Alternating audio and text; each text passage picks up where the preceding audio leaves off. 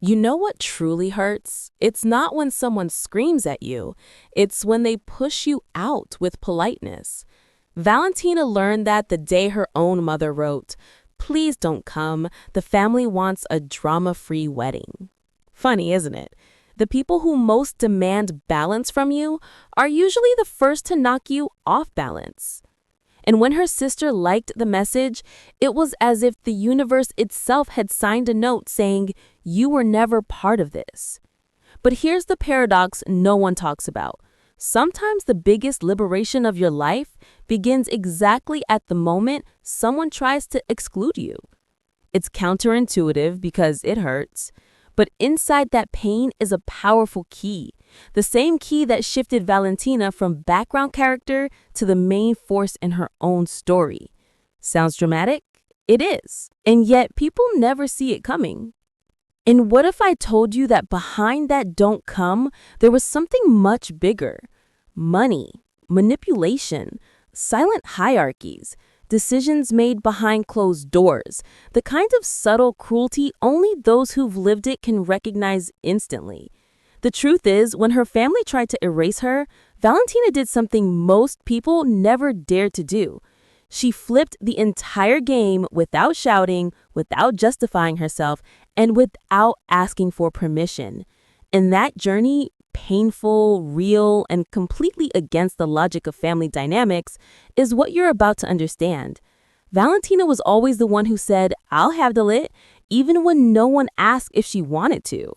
It was as if the family had glued an invisible badge on her, responsible for everything, especially for the things nobody else wanted to deal with. Planning the entire wedding became just another task in that silent cycle of micro injustices, where her effort blended into the background. And the strange part is how we learn to accept a role we never chose. Outsiders notice the weight. Those living inside take years to understand the exhaustion. And these micro injustices, oh, they're masters at hiding behind normality. The lack of gratitude came wrapped in polite smiles. The indirect criticism arrived disguised as just a suggestion. And Serena dismissed her ideas as if they were tiny inconveniences. Valentina, trying to keep the peace, pretended it didn't sting, but it did. It was that thin kind of pain, like holding heavy grocery bags for too long. By the time you notice, your hand already has a mark. Sometimes what eats you alive isn't the shout, it's the whisper. She once described it with the brutally honest truth that escaped her lips without warning. "I wasn't invited to the wedding, I was financing it." And that sentence carries a clarity few people dare to admit. It's like realizing you're paying the electricity bill of a house you don't even live in. Valentina had been pouring her time, energy, and love into an event that treated her like staff, not family. And in the spaces between all that effort, a quiet discomfort began to form, the kind that anticipates a turning point that only takes shape when the first explicit sign of exclusion arrives. When Valentina received the text uninviting her from the wedding she herself had organized, the world didn't collapse. It simply became too quiet. Some blows don't arrive with shouting. They arrive in short, cold sentences crafted by someone who never truly saw you. And there it was. "Please don't come. The family wants a drama-free wedding." A message that looked polite but hit like an arrow. Those words didn't just exclude Valentina from the event, they erased her from decisions that had always fallen on her shoulders. And as if the message weren't enough, the second blow came, fast, subtle, humiliating. Serena liked it. It's funny how a single tap can carry an entire family hierarchy. That one gesture mapped out a whole emotional dynasty. Serena above, Valentina below. A simple action that said more than any speech could. It's in these tiny moments that people finally notice the invisible structure that has governed their lives for years. The only person who understood everything before Valentina was her grandmother. While Valentina tried to rationalize the absurdity, her grandmother watched quietly, recognizing a pattern she'd seen before. Grandmothers have that gift, They see storms before the first cloud appears. She didn't say, "I told you so," didn't judge, didn't dramatize. She just held Valentina's hand as if confirming a bitter truth. And in that gesture, Valentina realized something deeper was happening. A plan that didn't begin with the invitation, but how the family treated the grandmother's money. Valentina never forgot the moment she saw her mother staring at the grandmother's envelope with an intention that didn't need translation.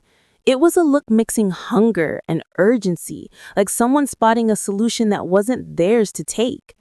The grandmother, always generous, kept that money as a symbol of love, not a resource for manipulation.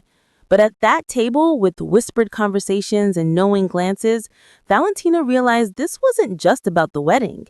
It was about control. And control, disguised as necessity, always comes wrapped in perfect justifications. Serena tried to minimize everything, as usual. "It's not a big deal, Val." That dismissive phrase was the doorway to decisions made without her. It's shocking how some families treat the responsible one as if she were disposable. And while they talked, planned, and decided, Valentina discovered another piece of the truth. She had never been in the room where the important conversations happened, even though she was the one paying the bills for that room. The exclusion was old. She had just never been shown the entire sketch. The analogy she found for that feeling was painfully accurate. It was like watching someone try to rip out the roots of the only person who ever cared for me. Her grandmother's money wasn't just money. It was memory, protection, affection. Touching that was touching the only place where Valentina still felt seen. And when she realized they were trying to uproot even that, something inside her shifted. A silent boundary formed. Because some betrayals don't need sound to warn you that another wound is coming. And this one came in the shape of a simple like. The like seemed too small to hurt so much, but that's exactly what made it devastating. Valentina stared at the screen, trying to understand how a simple tap could carry so much intention. It wasn't carelessness. It wasn't a rushed gesture. It was a choice. When Serena liked the message excluding her, she wasn't just endorsing it. She was announcing the family hierarchy with absolute clarity. And the cruelest truth about silent betrayals is that they arrive without noise, but leave scars that feel like fire. It was in that dry, sharp moment that Valentina finally understood something most people avoid admitting. Some individuals don't hurt you out of ignorance, but out of certainty. Certainty that you won't react. Certainty that your silence is guaranteed. Certainty that you accept less because you've never demanded more. This awareness shakes anyone because it forces you to reevaluate every invisible dynamic holding those relationships together. That like didn't just erase the daughter. It erased the illusion that her family still saw her. Explaining the kind of pain born from moments like this is almost impossible. It's that sentence that rises from the deepest part of a person. Some betrayals make no noise, but they break you from the inside out. Whether it's a comment, an absence, or a pixel-sized gesture, the impact is always enormous. And it was this quiet, sharp pain that pushed Valentina into action. Something shifted in her breathing, like a gear finally locking into place, and that lock opened the door to the decision that would change everything, pulling, thread by thread, the fabric they used to erase her. When Valentina opened the contracts and saw everything was under her name, something inside her finally clicked. It was almost ironic. The family treated her as a background character, but used her identity as the foundation of the entire wedding. And it was that contradiction that woke her up. She took a deep breath, felt clarity into her like cold air, and realized she didn't need to raise her voice to reclaim her space.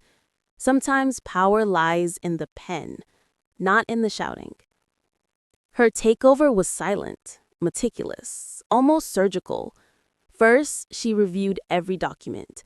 Then she sent emails canceling payments, revoking authorizations, removing her name from everything it never should have been attached to. There was no anger, and that was the most surprising part.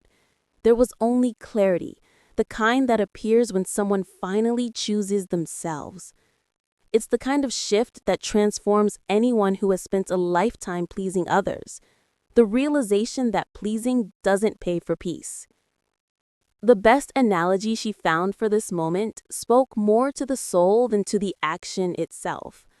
I was pulling, thread by thread, the fabric they used to erase me. And that imagery is powerful, because rebuilding yourself isn't loud. It's methodical. With each thread she pulled, she reclaimed a part of herself. And without knowing it, she prepared the stage for something even bigger. The confrontation that didn't happen at a dinner table, but at an airport, where truth finally found a voice. Valentina arrived at the airport with her grandmother and her lawyer, and every step felt like a quiet confirmation of who she had become. There was no trembling, no hesitation, there was posture. Because when someone finally chooses themselves, the whole body learns a new way of existing. She waited for her family to arrive with the serenity of someone who no longer depends on their chaos to breathe. For the first time, she felt centered, standing inside her own axis. When they emerged through the gate, exhausted from their trip and confident that everything was still under control, they didn't find excuses waiting for them. They found documents. They found boundaries. And they found the grandmother, the only person who ever truly saw Valentina, defending her publicly, without fear, without shaking, without holding back. Exposing the financial abuse and the emotional exclusion wasn't a scandal, it was a mirror. And few people have the courage to face their reflection when it reveals exactly who they've been. Valentina didn't need to raise her voice to be heard. Her silence screamed everything. And then came the moment of choice, the emotional rebirth of a lifetime. Valentina inhaled slowly and said, "I'm done. I'm not your cushion anymore." The family tried to argue, negotiate, manipulate, the same old tactics. But she simply looked at them with the calm of someone who's tired of explaining herself, and ended it all with a sentence that felt like a challenge to their maturity. "Figure it out, the same way you expected me to do it." And that final punctuation mark opened the space for what comes next, the part you're about to live. In the end, Valentina's story isn't just about a wedding.